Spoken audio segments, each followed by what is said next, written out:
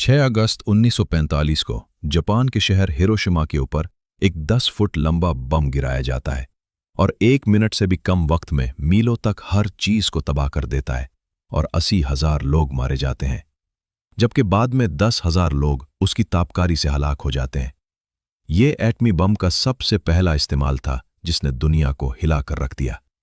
इस इतनी बड़ी तबाही का सबब एक छोटा सा अंसुर था जिसे यूरेनियम कहा जाता है। हिरोशिमा पर गिरने वाले बम को लिटिल बॉय का नाम दिया गया था। इस लिटिल बॉय में सिर्फ 1.38% यूरेनियम इस्तेमाल किया गया था।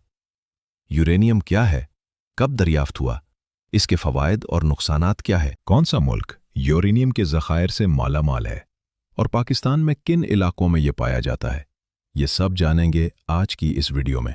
तो आखिर तक हमारे साथ रहिएगा। तो चले शुरू करते हैं। यूरेनियम एक बहुत सख्त, भारी और चांदी जैसा सुरमई धात है जिसका एटमी नंबर 92 है। इसे 1789 में मार्टिन क्लैपरोथ नामी एक जर्मन कीमियादान ने दरियाफ्त किया था। मार्टिन ने उसे पिच ब्लेंड से अलग किया था। पिच ब्लेंड, जिसे यूरेनाइनाइट भी कहा जाता है, एक मादनियात है। अब इस मादनियात से 3 कीमियाई अनासिर दरियाफ्त हो चुके हैं, जिनमें पहला में मार्टिन ने यूरेनियम, दूसरा फ्रांसीसी साइंसदान पेरी ने पोलोनियम और तीसरा मेरी क्यूरी ने 1898 में 80 यूरेनियम से रेडियम दरियाफ्त किया था। यानी पिच ब्लेंड वो खाम धात है जिससे यूरेनियम हासिल किया जाता है। यही नहीं, यूरेनियम इसके अलावा कार्नोटाइट और कॉफिनाइट में भी पाया जाता है, लेकिन यूरेनियम की सबसे ज्यादा मिकदार पिच ब्लेंड में होती है। मार्टिन ने इस नई दरियाफ्त होने वाली धात का नाम नए दरियाफ्तशुदा सैयारे यूरेनस के नाम पर यूरेनियम रखा। लेकिन कई सालों तक यूरेनियम की अहमियत का अंदाजा नहीं लगाया गया। 1896 तक यूरेनियम की खुसूसियात का बाकायदा मुतालिया नहीं किया गया था। फिर हेनरी बेकोरेल ने इस पर तहकीक की और यूरेनियम में ताबकारी के रुझान को दरियाफ्त किया। फिर उन्हीं की शागिर्द मेरी क्यूरी और उनके शौहर पियर क्यूरी ने इस पर मजीद तहकीक और तजर्बात किए और पहली बार यूरेनियम से निकलने वाली शुआओं को रेडियो एक्टिविटी का नाम दिया गया। यानी यूरेनियम ही वो पहला अंसुर है जिसमें सबसे पहले रेडियो एक्टिविटी दरियाफ्त की गई। मेरी क्यूरी ने 1898 में यूरेनियम से एक और नए अंसर की दरियाफ्त की जिसे रेडियम का नाम दिया गया।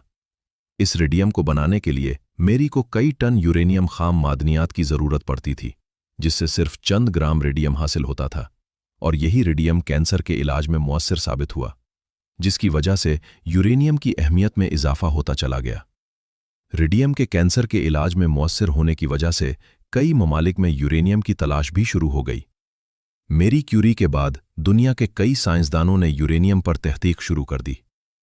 दोस्तों, कुदरती यूरेनियम 3 आइसोटॉप्स पर मुश्तमिल होता है, या यूं कह सकते हैं कि यूरेनियम 3 अक़साम पर मुश्तमिल होता है, जो U-238, U-235 और U-234 हैं।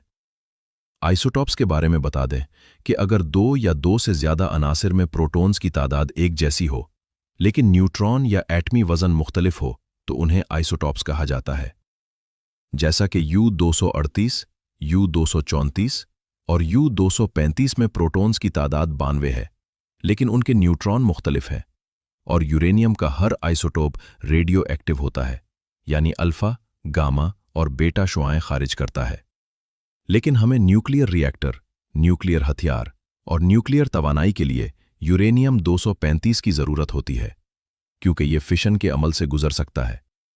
1938 में जर्मन कीमियादान ऑटो हान और उसके असिस्टेंट फ्रिट्स शिट्रास मैन ने यूरेनियम 235 का न्यूक्लियर फिशन किया। न्यूक्लियर फिशन एक ऐसा अमल है जिसमें एटम का मरकज़ा टूटकर 2 छोटे हिस्सों में तकसीम हो जाता है, और इस अमल में बहुत ज्यादा तवानाई खारिज होती है, और यही तवानाई वो ताकत है जो न्यूक्लियर हथियार को तबाहकुन बनाती है। 2 दिसंबर 1942 को एनेरिको फर्मी ने दुनिया का पहला न्यूक्लियर रिएक्टर बनाया, जिसे शिकागो पाइल 1 का नाम दिया गया। न्यूक्लियर रिएक्टर एक ऐसी डिवाइस है जो न्यूक्लियर चेन रिएक्शन पर मुश्तमिल होती है और उसे कंट्रोल करती है। यानी न्यूक्लियर रिएक्टर यूरेनियम का फिशन करता है और उसके नतीजे में पैदा होने वाली तवानाई को काबू में रखता है। आप रिएक्टर को न्यूक्लियर पावर प्लांट का दिल भी कह सकते हैं। फिशन के नतीजे में पैदा होने वाली हरारत पानी को भाप में तब्दील करती है, और ये भाप टरबाइन को घुमाती है, जो कार्बन फ्री बिजली पैदा करती है।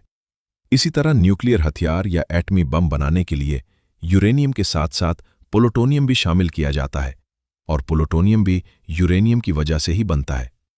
न्यूक्लियर पावर स्टेशन में यूरेनियम के एक टुकड़े को तकरीबन 18 माह तक बिजली पैदा करने में इस्तेमाल किया जाता है, और इस दौरान इसका कुछ हिस्सा प्लूटोनियम में तब्दील हो जाता है, और यही प्लूटोनियम यूरेनियम के साथ एटमी बम में इस्तेमाल होता है।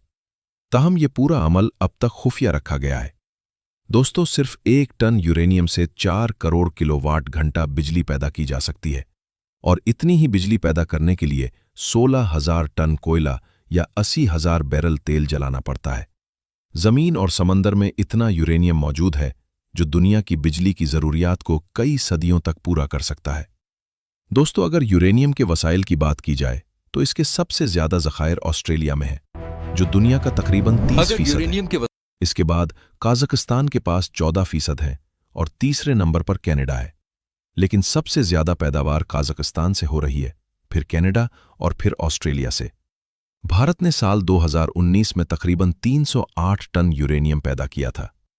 दोस्तों, यूरेनियम से न्यूक्लियर रिएक्टर तक का सफर मैंने बहुत आसान अल्फाज में बयान किया है, जबकि हकीकत में ये काम बहुत ज्यादा पेचीदा और खतरनाक है।